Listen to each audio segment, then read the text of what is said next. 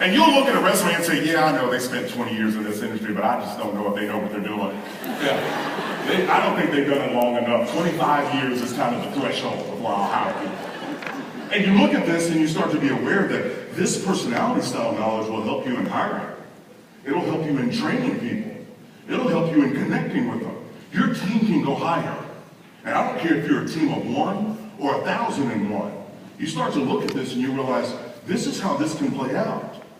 You see, for us, we not only just talk about this, but we also use it in our office. I mean, we have them up.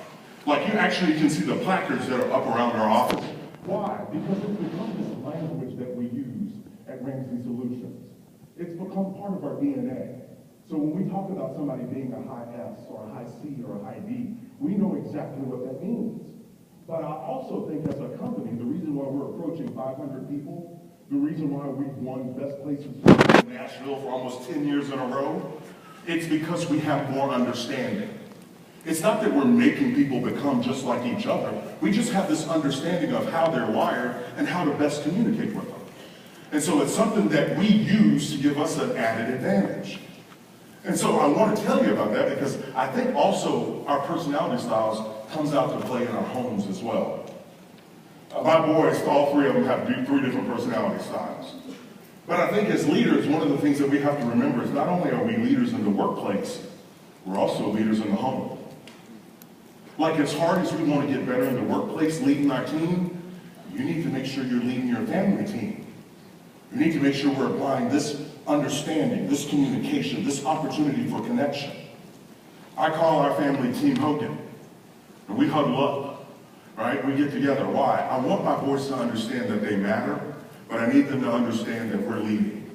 My wife and I are the CEOs of Team Hogan, and we're going somewhere. We love these boys, and we want them to grow up being good men, but they have to see the leadership from their family. You see, with kids, more is caught than taught.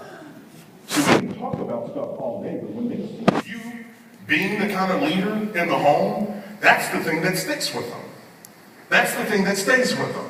And so I've got these boys, they are hilarious, they run, they drive me crazy at times, okay? I'll never forget a while back, my wife, she was out having a girls' night, and I had the boys with me in the afternoon, and I went upstairs to get a snack, and they were all little at the time, and I told them just to sit still.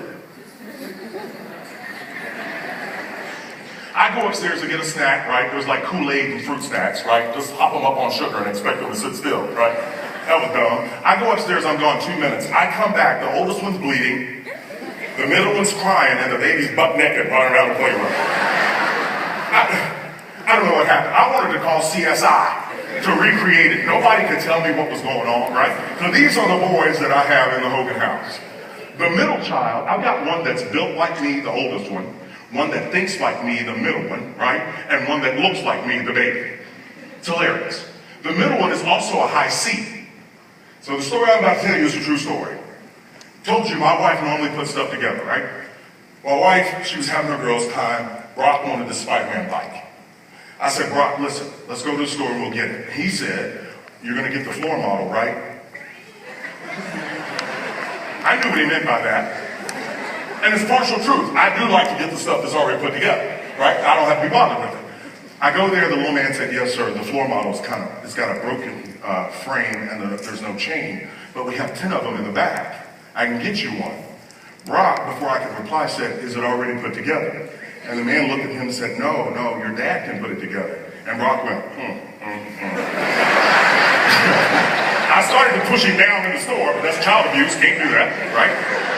And now he's challenging my manhood. And now it's just a principle now. I was like, look, I said, little man, go back there and get the bike. I'll pull the truck around. I'll put this thing together. And Brock was like, Daddy, maybe we should wait for Mommy. He said that. Yeah, he said that in front of the clerk. Now my madness is grown up, right? We get home, I tell him and his brothers, go outside and play. Give me a couple hours, I'll put this thing together. I get the instructions out, I glance at them, put it down, because it gave me a headache. I was done reading them. I dumped all the parts out into a pile. I got every tool out we own. Put on a bandana like Rambo, right?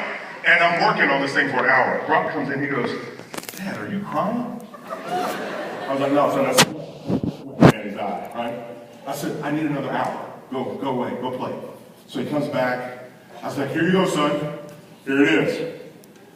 And he looked at what I built, and then he looked at the box. Because there was a picture of it on the box. And he looked at what I built, and then he went back to the box. He said, I see you all. He said, Daddy. I said, yeah, buddy. He goes, it don't look like the one on the box. Well, then I lose it, right? I said, that's what's wrong with you kids these days.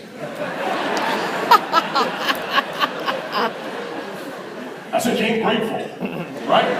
You ain't grateful. That's what's wrong with kids today, all right? You ought to be happy, right? I said, look, listen, the way I built it, you're the only kid in the neighborhood going to have a unicycle.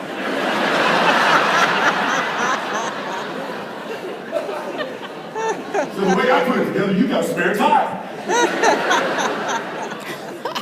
Mother calls about 45 minutes later. She said, what are you doing? I said, oh, I just put a bike together for Brock. And she went, you did what? She said, has he ridden it? Is he okay? She said, let me talk to Brock. I put Brock on the phone. This is how the conversation went. He went, yeah. And then he looked at what I built and did like this. And then I heard him say, thank you, Mommy. And then he handed me the phone. I was like, I'll deal with you when I get off this call. I got on the phone and said, babe, what you ask that boy? She said, did Daddy try to put it together? He went, yeah. She said, is it pitiful? He went, mm-hmm. She said, don't worry, when Mommy gets home, I'll take it all apart and put it together. And he said, thank you, Mommy. Here's the deal.